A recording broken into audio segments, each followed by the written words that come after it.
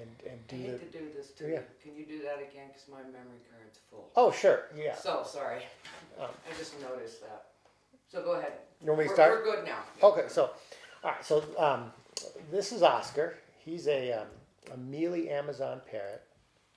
He's not one of the ones we were fighting over for endangered species listing. He's about 17, raised in captivity, at least according to his wristband here. He was a rescue from a woman who could no longer take care of him. And probably like a lot of captive birds, he doesn't know how to fly. He's tried a little bit. His landing skills are horrible. But you know, that's just, it's very sad in a sense that we have a bird that can't fly. Not because there's anything physically wrong with him, but just because he never learned to. And it's unnatural in the sense that he can't do one of his primary behaviors. And he's actually relatively healthy. A lot of captive birds do even more poorly because of the stress of captivity. But Oscar can never go back to the wild because he wouldn't live. He doesn't have the skills. But I would love nothing more than if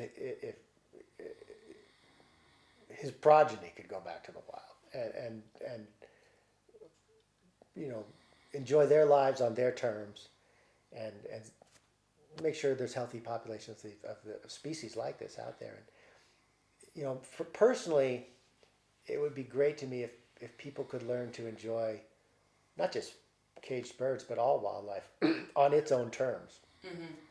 We want to catch it and put it in a box and look at it because it's beautiful. And we do it in the zoo or we do it in our homes. You know, reptiles, tortoises, anything that's pretty and beautiful, we'll catch it and put it in a box. And we've ignored that we've harmed it by doing so most of the time. You know, a tiger in a box is harmed. It's not being a tiger. Just like, you know, a bird in a cage that it can't fly, he's harmed because he can't do his behaviors. And I don't think anyone wants to harm them. They like them because they're beautiful. And oftentimes they also don't realize what they're getting. He'll outlive me. And I, you know, will try to figure out what to do with them. But that's a problem that a lot of people don't anticipate when they... Well, I think one of the problems is people, they don't really understand the longevity of a parrot. Mm-hmm.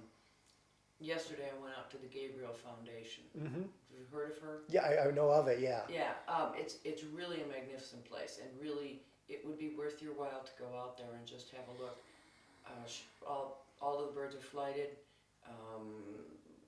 She has some that are up for adoption, some that are not. Mm-hmm. She's got some pretty rare species, but she doesn't adopt those out because she said, yeah, it's not worth the politics and it's not worth the money.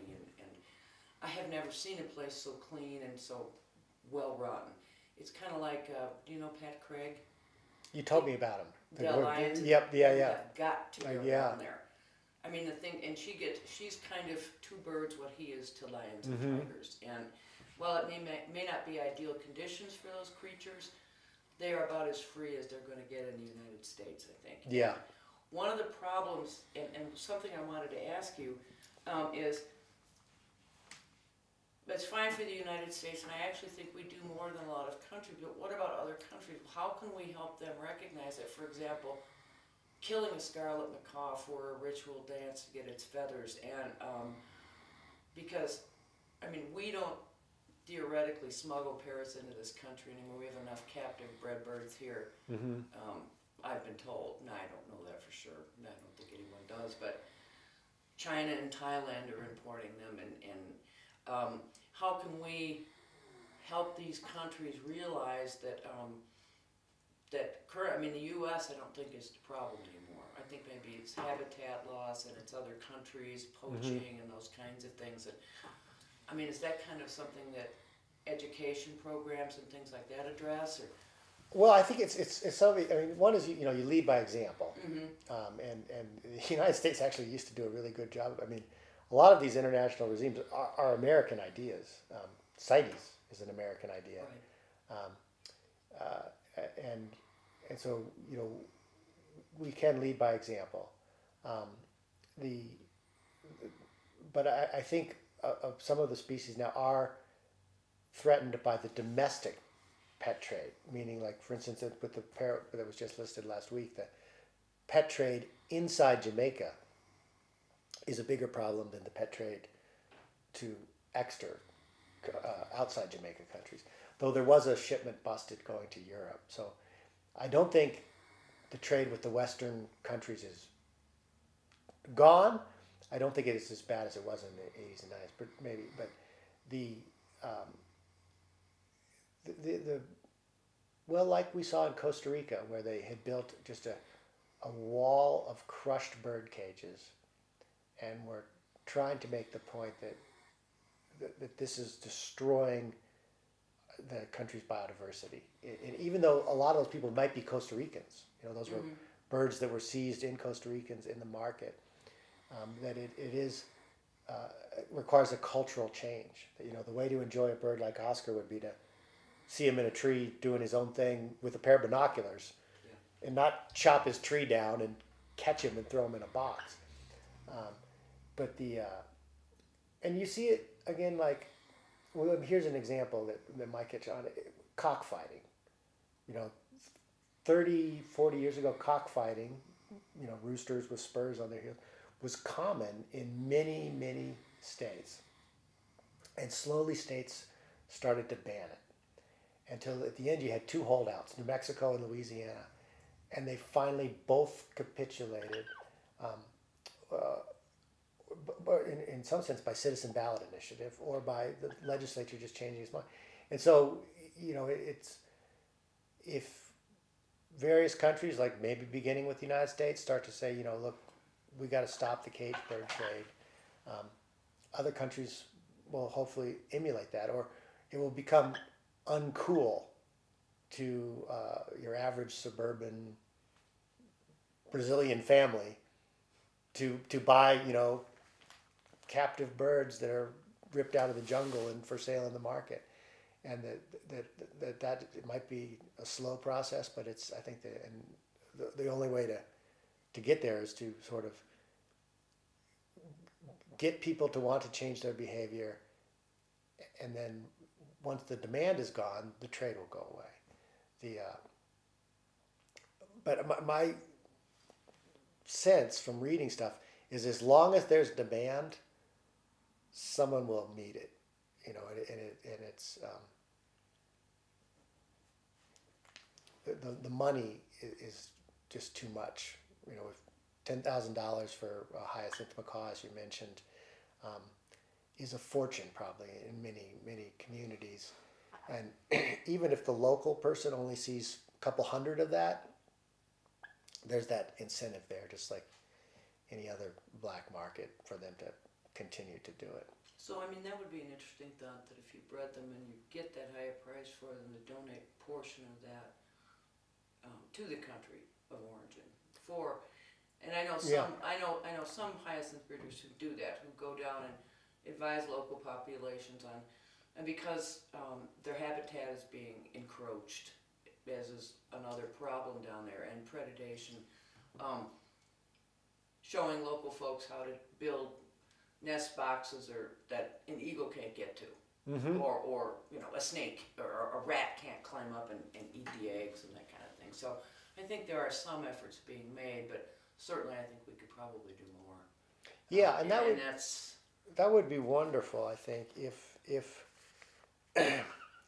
you know, if the birds in captivity could help their wild cousins, it was basically, or the people basically who own the birds in captivity could help their wild cousins. And there's probably a lot of different ways to make something like that work. And you know, the government should accept creative ideas for conservation. I mean, the basic test is, will this lead to conservation? But I think all sorts of creative things could be proposed.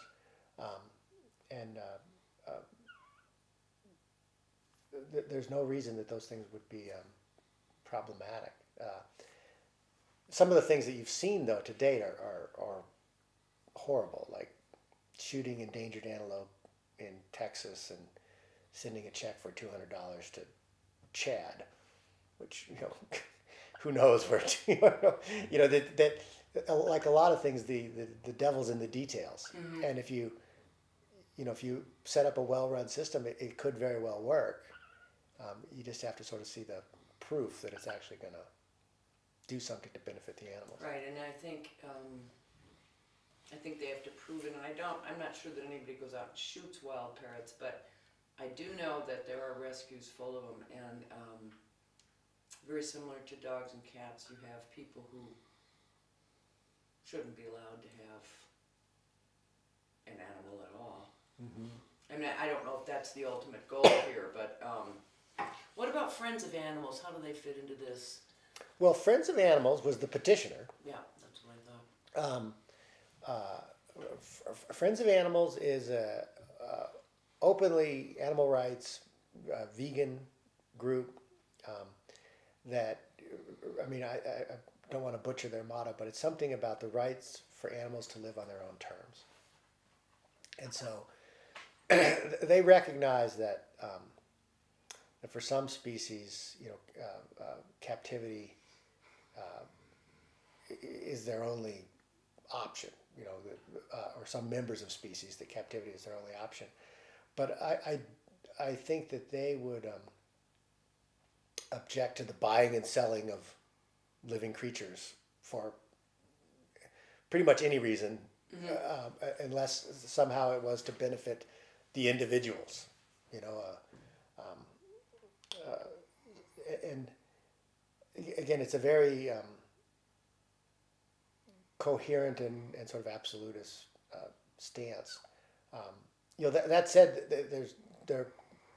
even though their ends may be, or their end point may be an absolutist position, they recognize that we may need to take a lot of little baby steps to get there, and that things that help, first of all, save species from extinction, but also have the potential to change the lives of individual animals are worth doing, even if you're not going to end the pet trade in one fell swoop, but that it's a trajectory they'd like to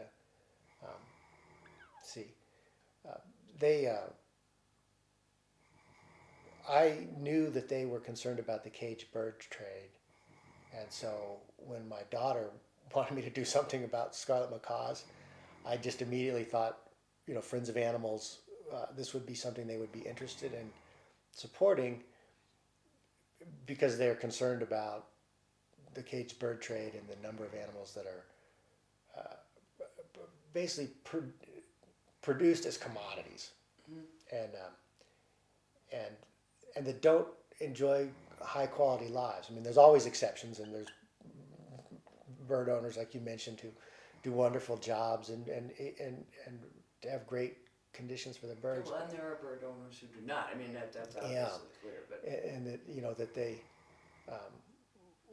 want to improve those conditions. So you contacted them, and I asked them if they would support the petition. And of course, they jumped on it. Yeah, they were happy to support it. They pounced.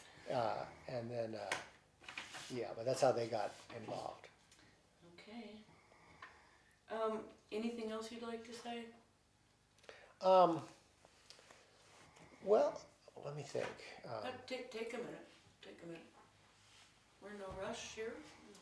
Yeah. I think Oscar's kind of enjoying that. Yeah. No, he likes to get out. He does. He can. He just is afraid to fly. He just never. And I don't want to. I've seen people. You can train him to fly. Yeah, it just seems a little mean because it terrifies him. So there's actually bird fly training classes. I should sign up. Yeah. Well, no, I mean, if you go onto the AFA's American Federation for Aviculture, I know one breeder, when she breeds babies, one thing she does is she teaches them how to play, and she makes sure that every bird flies. Every bird that she sells knows how to fly. And she goes, good. The wings can be clipped or not as the person, and she goes, I will do it for them just to show how it's done. But she wanted the birds to have that experience, to be able to know how to do that. And she had one baby who just refused. He just refused. And she tried, you know, she and her assistant go into their aviary and, you know, they don't throw them, but they kind of, come on, you know, flap them, and the baby just, and then he bit his tail off, so then, of course, he couldn't fly. No, okay, yeah. Well, you know, so here's what I guess I'd like to say instead of closing is, you know, one thing I hope from this endangered species is that that all sides agree these species are wonderful and, you know, beautiful, intelligent animals. I mean, that's why they're desired by people, is they're intelligent and beautiful. And it would really be a tragedy if they went extinct in the wild. And that there is a difference between a wild animal and a captive animal. And it gets worse with generations. And that the wild animal is you know, living on its own terms and exhibiting behaviors and thoughts that the captive animal loses over generations. And that we really should try to preserve that wild, free-living species and the members of it. And then, you know, in terms of what happens with the captive trade, you know, I think that's a different ethical discussion. But we should at least get past point one, you know, and that is sort of, for me, the bright line is, let's save this species in the wild, and what happens to the captive trade and the pet trade is a secondary issue to, first, let's keep this thing on the planet. I think your point is well taken. Is, okay, the blue-throated macaw is threatened in the wild. It's endangered. It's, or this, you know, there are X number of populations left, and I think that's right. I think we have to acknowledge that, and then maybe we go from there. You know? Yeah, go from there and figure out how to save it. Yeah. And again, and there could be different roles for different groups and interests.